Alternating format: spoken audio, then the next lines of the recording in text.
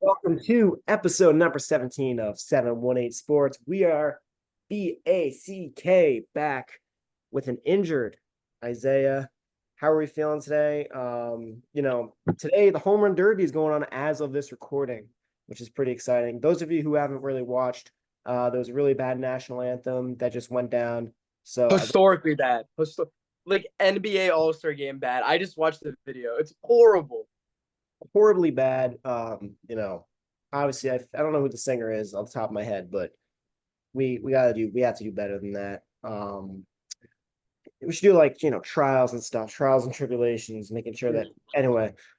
Today we're going to be talking about the MLB All-Star game, where teams are. There's a lot of really interesting stuff going on. And you're going to think, oh, Miles is going to come on the podcast and he's going to talk about the Yankees. Incorrect. We will save that for later. Don't worry. I have a whole spiel on them. But I want to talk about the Mets. The Mets have been red hot for a good amount of time now. I mean, the month of June for the Mets was phenomenal, Isaiah. What do you think about that? I mean, it came out. It's all Grimace. I would say right now, Grimace is the MVP of the Mets. Like that's all there is to say. It started with the Subway Series. Started with Grimace chugging beers during a rain delay, and then the Mets have gone on a really good tear. Um, it's not going to be good enough to win their division. We'll be good enough to make the playoffs in the NL, but I mean, we're talking about trades today. I think it was good enough to keep Pete Alonso on the Mets for the rest of the year and probably in the future. Um, and I mean, they look good. Like they don't look great. They're not a playoff contender, but they look like a solid team, for which thought I would never see at the Mets this year. So that's where I'm going to disagree with you. You know, right now they are in a wild card spot as of this recording. So they are, if the season were to end today, they would be in the wild card series, which should be fascinating. And I think the turnaround is so interesting too, because the beginning of the season for the Mets started off awful. I mean, we're talking, Yeah. the Mets are being made fun of, there are memes, there are jokes. And in my mind, and I'm sure in your mind too, was no doubt the Mets are selling this year. No doubt the Mets are just going to wait a few years, maybe get Juan Soto in that offseason and, work from next season. But I think there's a lot to build off of with this season. Once they move Lindor to that first spot, he's been absolutely tearing. He's been raking. He's been doing really well. The pitching has been pretty strong. The bullpen needs work. You can't be shoving, a 37-year-old Adam Ottavino into these games anymore. It just can't really happen. Um, Mhm.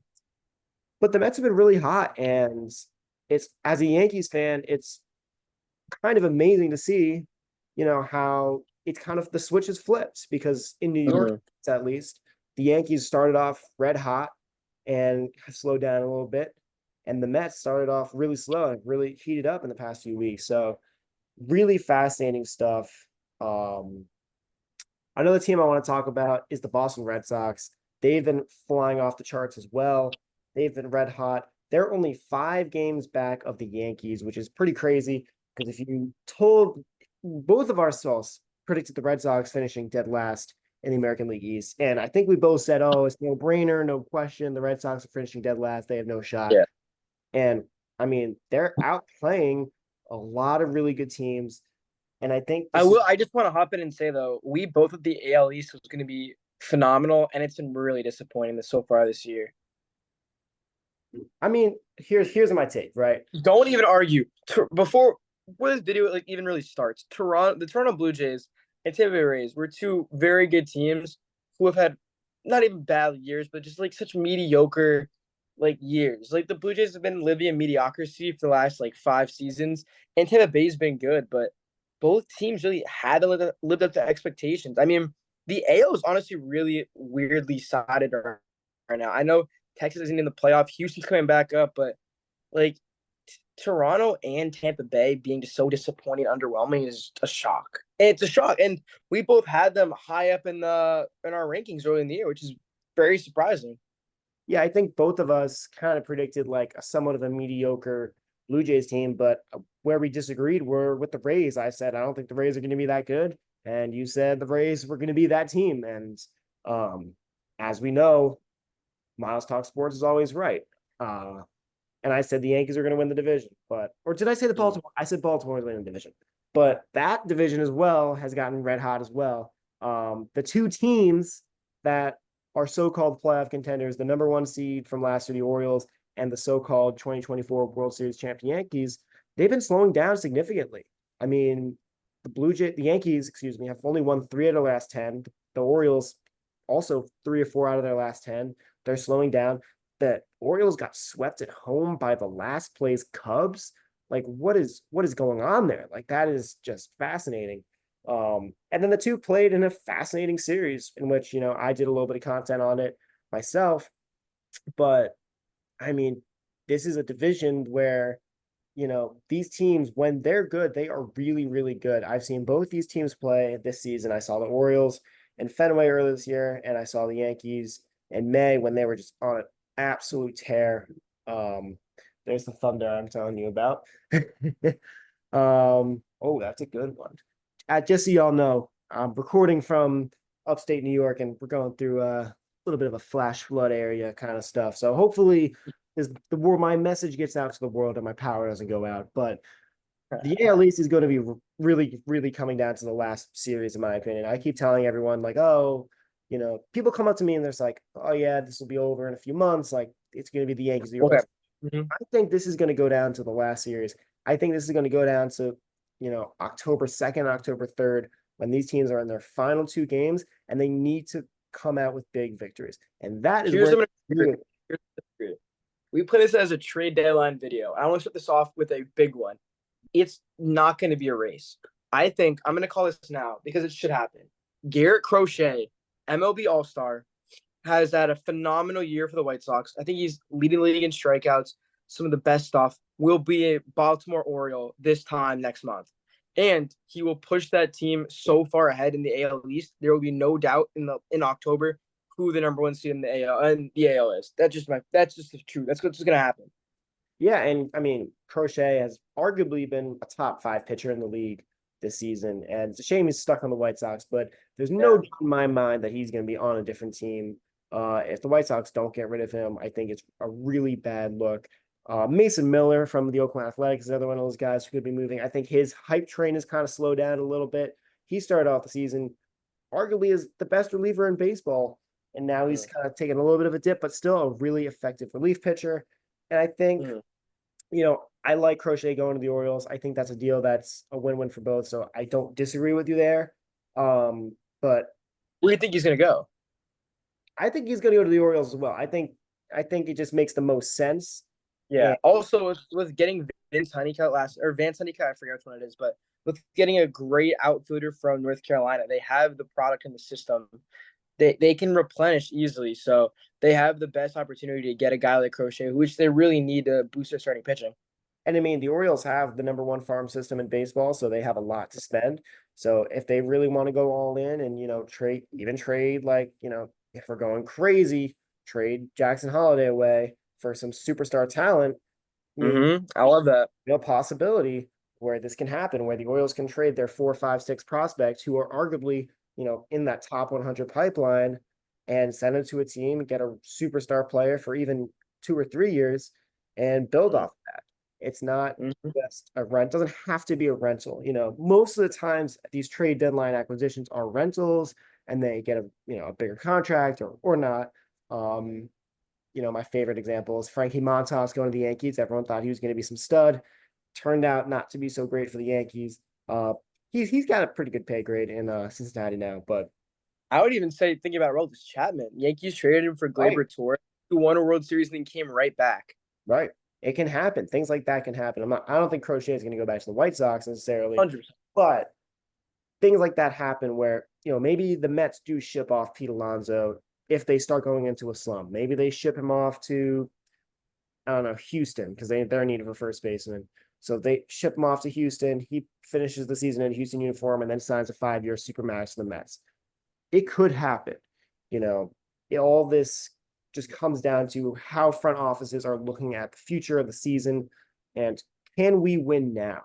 And I think a lot of this trade deadline is like guys who are going to be there long term, and this is a big win now year. I mean, there's guys like Jazz Chisholm who might be on the market. Vladimir Guerrero Jr. could be in the market. Pete Alonso, like those are 3. Luis Robert, like four huge names of guys who are young enough where they'll be on that team for a couple years. And if they go to a contender, that could be the contender's window for the next 5, 6 years. Not just big names, absolutely massive deals. Like Vlad Guerrero Jr. is arguably a top 25 player in baseball when he's good. Arguably top 10 when he's like really hitting the ball well. I mean, the amount of power that Vladdy has, I think he's been not as good as maybe he was advertised, but he's been really spectacular and he deserves a lot of money, a lot of praise. And with the Blue Jays are their season, they're below 500. They're not winning many baseball games. And so the chance of Vladdy maybe going to a different team isn't that unrealistic. But I think So I'm gonna hop in and say I think it's between two guys. I think you can't keep Vladdy and Bo Bichette, sorry, not Bichette.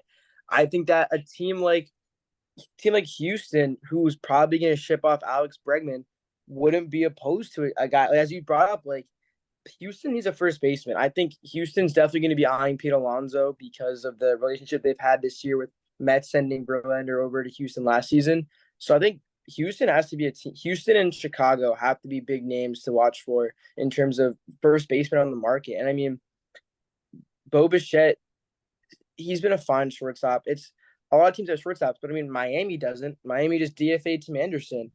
And they're trying to bring in some young power. So there's going to be a lot of teams buying. And Vladimir Guerrero, Pete Alonso are the best first baseman options on the market and some of the best in the MLB. So teams like Houston, who might be competing for a championship this year, Chicago needs to get back in the race.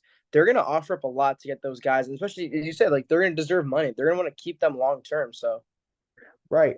I think another thing that I would disagree with is the Astros trading Alex Bregman. I think earlier in the year, I think I would absolutely agree. Yep, he's gone. But I think right now the Astros are in a contending spot. They're only one game back of first place in the American League West. They still have those guys on the team that can make that significant change. They have Pena, Alvarez, Altuve still hitting the ball really well. So, Tucker is another one of those guys. He's one of the most underrated outfielders in the game. The Astros have the talents and they have the passion really to go for it. I mean, they should go for it and they probably will because Houston doesn't back down. And I think there could be a little bit of that panic in that front office of like, this might be it because Altuve is nearing the end of his career.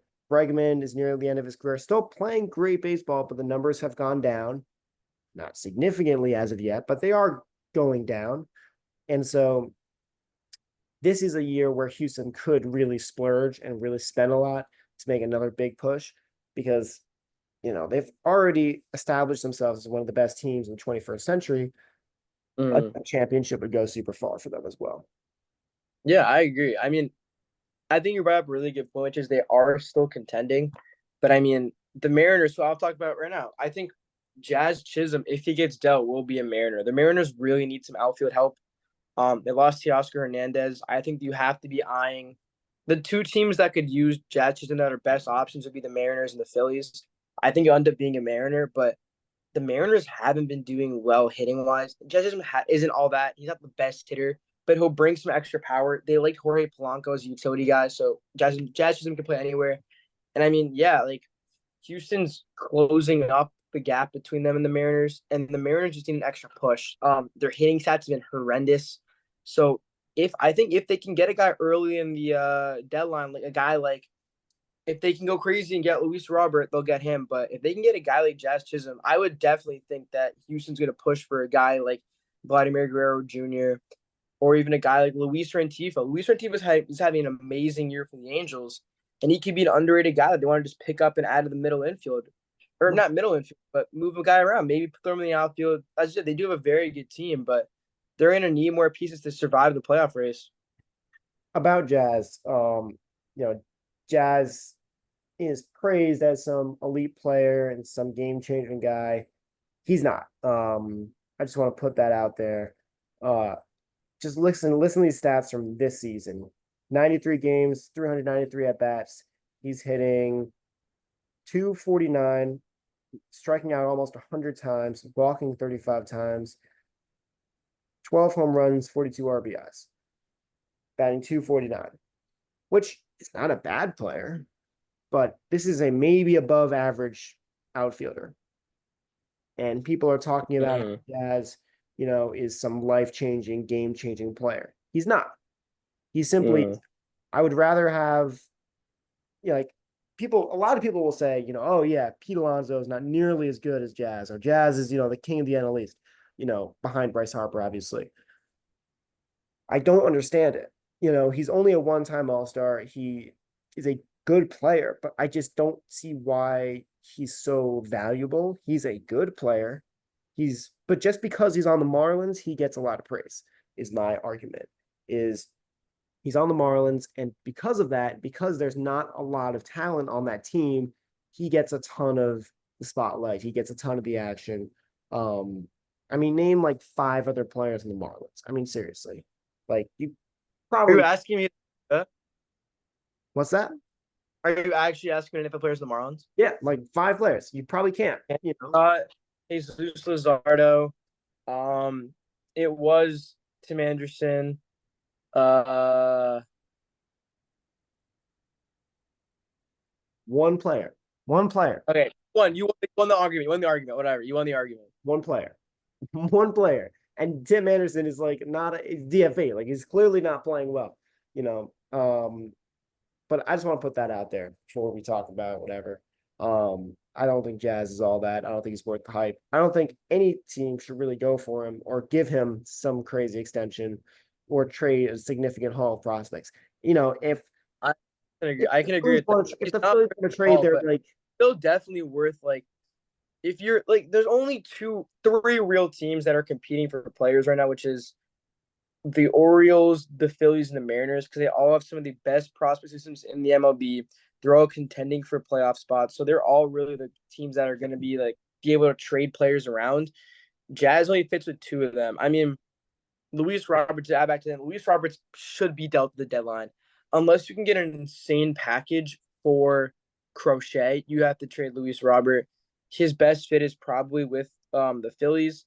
I believe he's 28, 29. So he's getting a little older, but his power's still there. If he's off injury, he's still a great player. And again, like that's a team that can afford to give up like 4 or 5 prospects to get a guy like him for a couple years, keep the championship window wide open. Because they're like, what I think they have 5 All-Stars this year. They look really, really good. They could also even go for some pitching too. They lost Michael Lorenzen in the offseason. Guys like Eric Fettel from the White Sox as well as having a breakout year. They can get him for cheap. So the Phillies are a team to watch. And there's guys who you're going to throw prospects around. There's going to be a lot of prospects. As we talked about Mason Miller, there's a lot of young guys.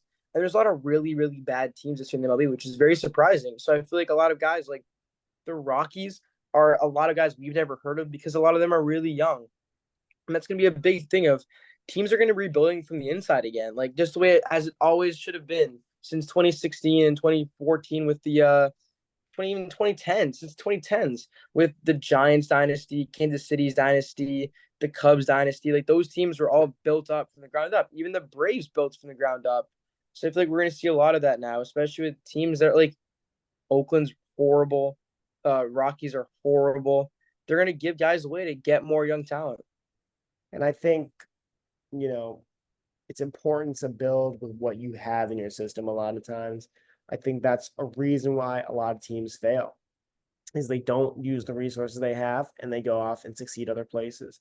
The Yankees are one of those teams. If you look at the roster that they have, the only real players that are born and raised New York Yankee players are pretty much Aaron Judge and Volpe. Everyone else has been on a different team at some point or was acquired in a different way. I'm not saying everyone is like that, but most of them are just big contracts they throw at the good players. It's important to build with what you have. It's important to scout right, no doubt. But you mentioned the Cubs. Cody Bellinger signed a 3-year deal, but his name is still floating around. In my opinion, I don't see a scenario where the Cubs would get rid of Cody Bellinger. Would you agree with me on that? I agree with you on that. I mean, they just sent him a 3-year deal.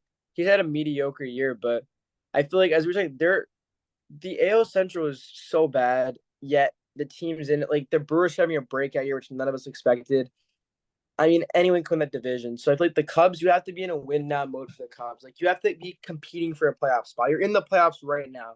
You're competing against four other teams who want the same spot as you, and you just go out. So I feel like trading Cody Bellinger shortens that window. It shortens that competitiveness because maybe you get another piece. But if he breaks out second half of the year, we've seen MVP Cody Bellinger appear here and there. So that's a high risk, high reward situation. And, the Cubs are having a tougher year, I think, than many have expected. I predicted the Cubs to win the division, and that's obviously blowing up in my face pretty spectacularly. But they're 8.5 games back. I don't think they're going to make a push, and they're below 500.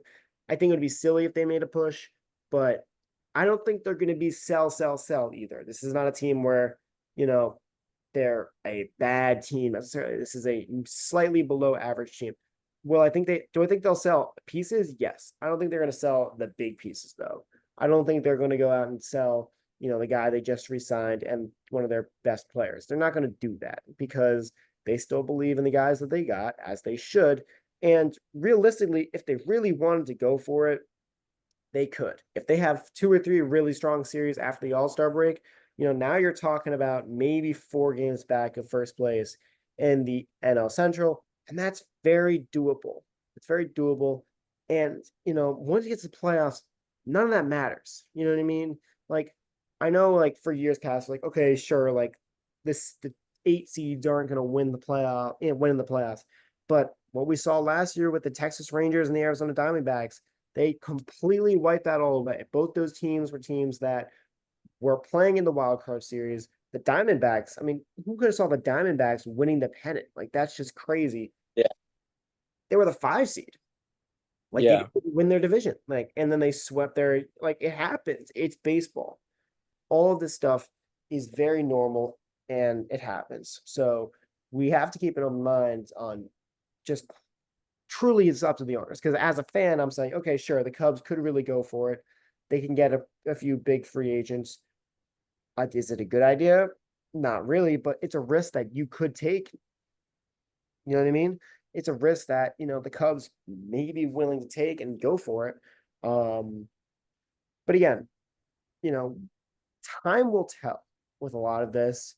But I want to hear now, what is your one bold prediction for the trade deadline? I want to hear, what's your one like crazy thought that you think could happen? Could happen. Maybe not will happen, but what could happen?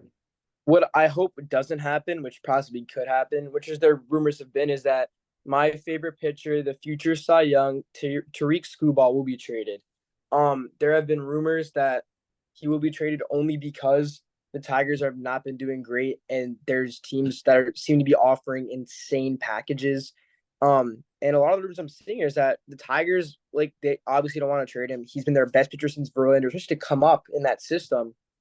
But if a package becomes too good and too appeasing, like, they're gonna have to take it. So I mean, I don't want to see him go, but because he's having a phenomenal year. He's top 3 in almost every category. He's been so dominant this year. Didn't lose. He went, I think, 8 straight before losing a game. But he's a guy I could see being moved. It would be sad and kill my soul as he's a first-time All-Star this year with Riley Green. But I wouldn't be so surprised if I see him dealt the All-Star trade deadline.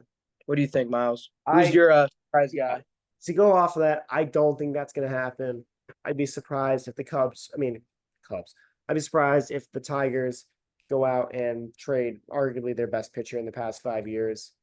The best pitcher in the past 5 years. I'll say what it is. Just for some prospect. I don't think that's a great idea.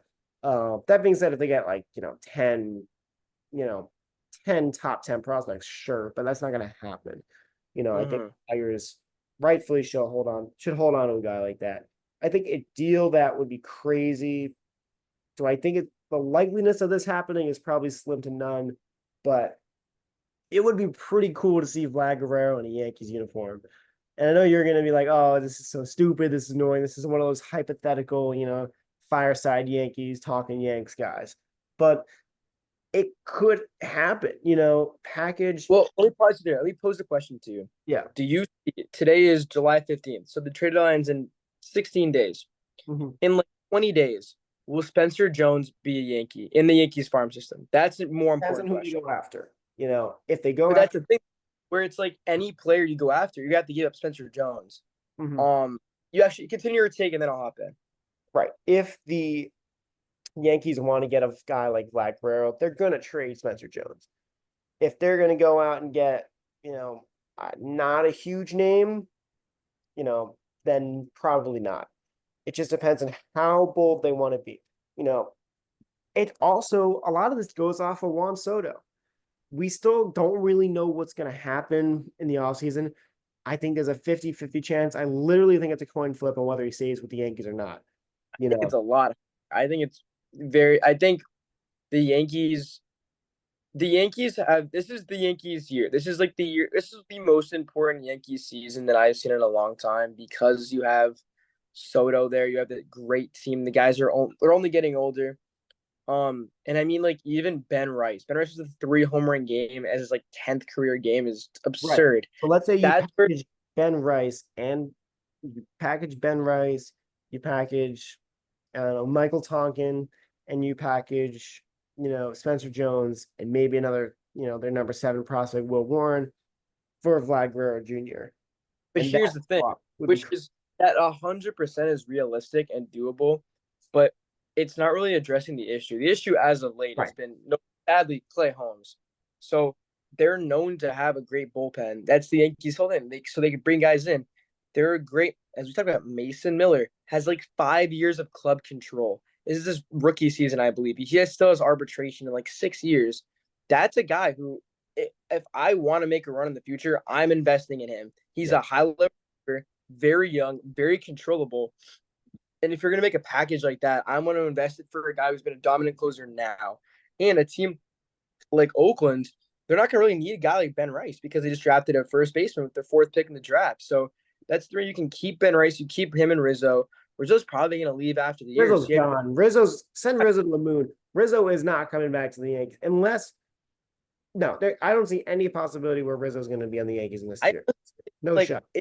if Pete Alonso doesn't get dealt, I could totally see him going to the Bronx. He would that's home run central. Like that would be a phenomenal thing to be able to trade pieces like Spencer Jones, trade like Peraza, I believe he's still in the minors. I could be wrong, but they had the pieces in the minors to get a guy like Mason Miller. You come in that, then you go for guys in free agency because I mean Soto loves the Bronx. The Bronx loves Soto. It's been such a great year, and I mean they're fighting for a first place spot in their division, but that's what it comes down to. Garrett Cole he's been struggling since he's been healthy. They've been on a little skid. You can get momentum, get a guy like that, even like bolster. Like I love Nestor. I've been a big Nestor guy. I think he's funky and he's fun, but even bolstering your staff, like get a guy like Fetto who's been like decent this year. Get a guy like Tyler Anderson. If you can throw some guys around, throw some prospects around, and make a big deal, like Yankees will look good. Definitely. And I think, as the crazy Yankees fan that I am, I think there has to be some sort of change. I think this is a big year for that team, right?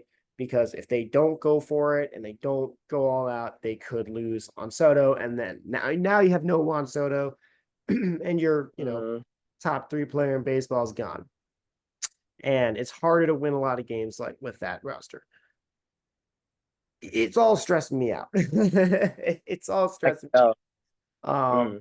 It's all going through my head. I have nightmares about it. Not really. I don't have nightmares about it, but it's definitely in the back of my mind sometimes of like, well, they might lose Soto. They might not win this year. They might not do anything at the deadline because they'll bank on, Giancarlo Stanton coming back or whatever. And they're in a really weird spot, which is they've developed players very, very as you're talking about, like they don't really have a lot of homegrown guys in the team. David Wells, Volpe, Judge, who are all good players. Wells. Was he not Yankees prospect? David Wells. Austin Wells. David Wells threw the perfect game in '98. Are you serious? Wow. Sorry, Yeah. everybody.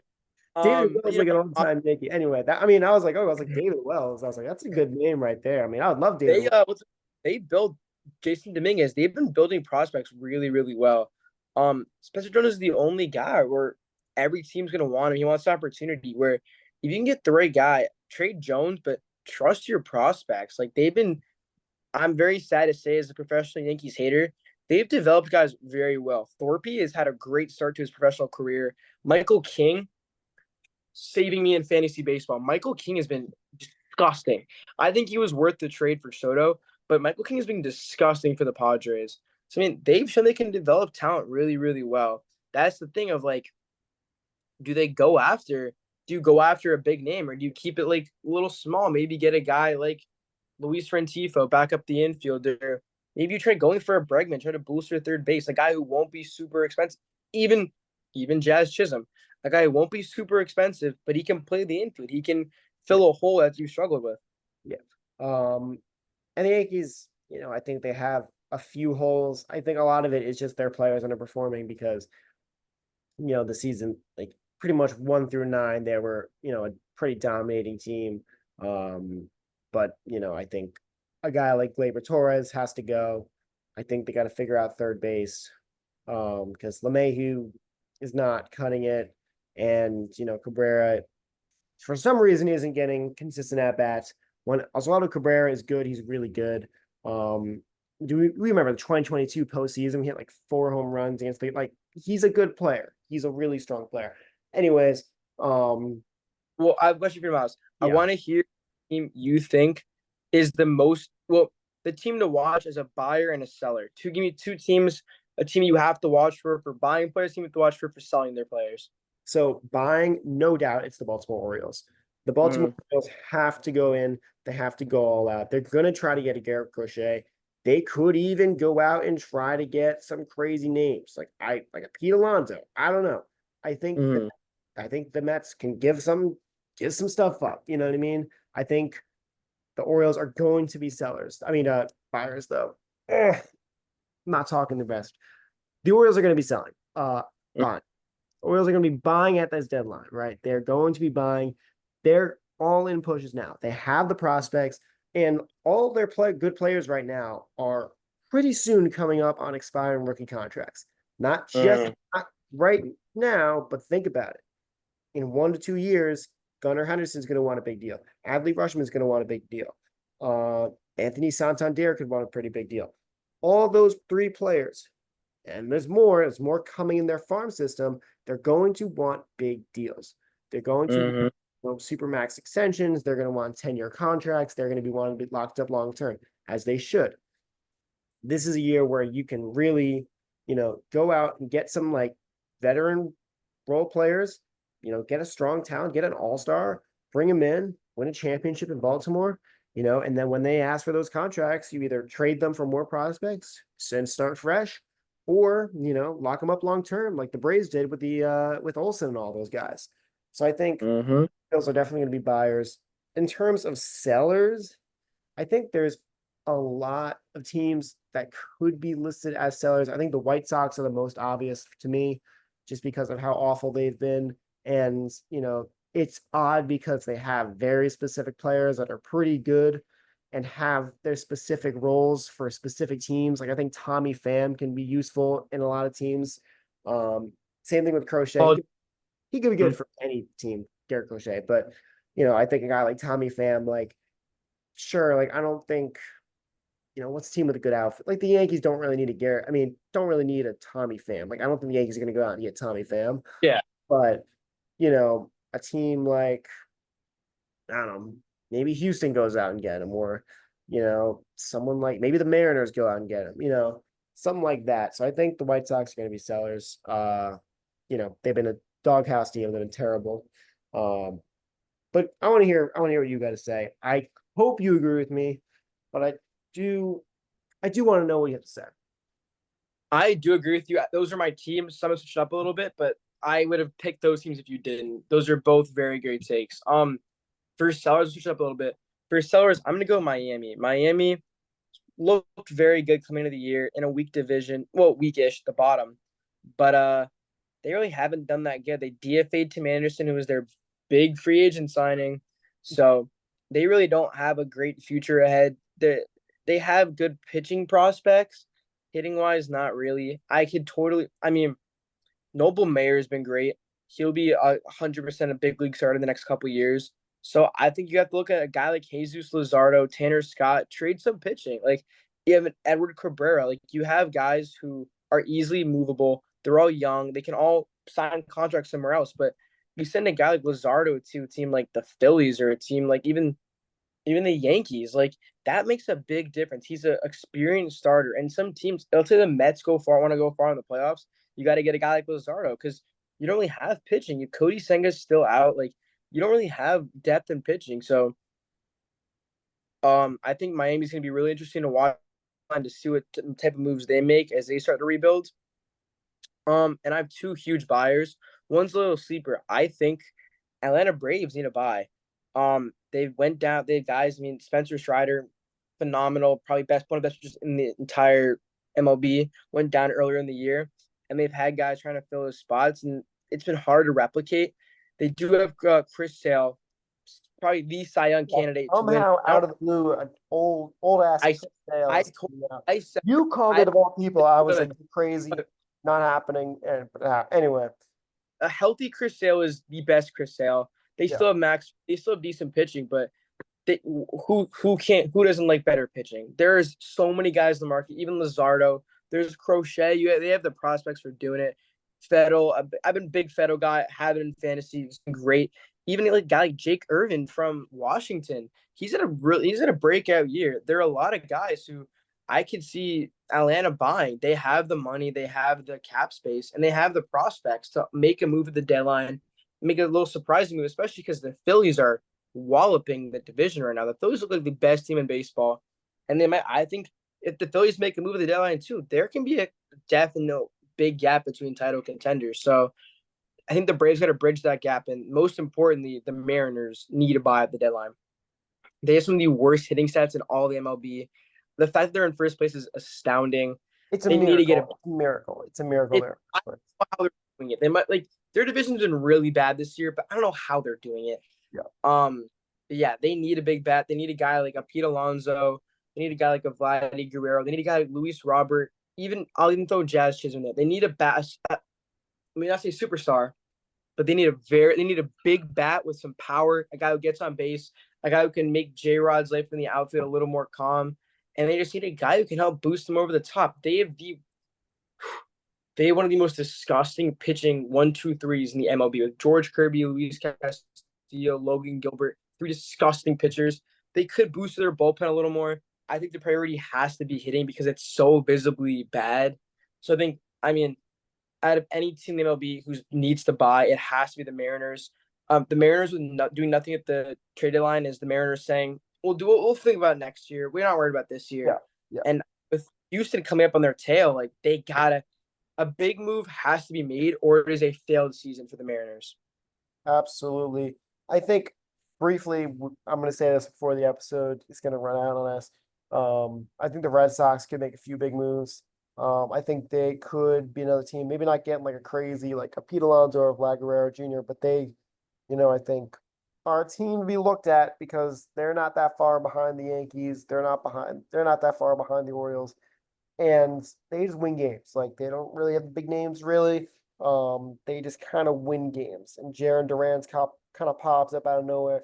All these I go to school in Massachusetts, so I hear a lot of, oh, Jaron Duran is the MVP. Like I'm like, guys, it's not that big of a deal. But Tanner Houck has been really good for Boston.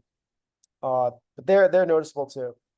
That being said, that's going to wrap up episode number 17. Thank you guys for tuning in. And thank God that thunderstorm did not knock out my power because it was rumbling. And it's a miracle. It's a Christmas miracle in July. So thank you guys for tuning in. Appreciate it. Yeah. Go enjoy the All-Star break, guys. Absolutely.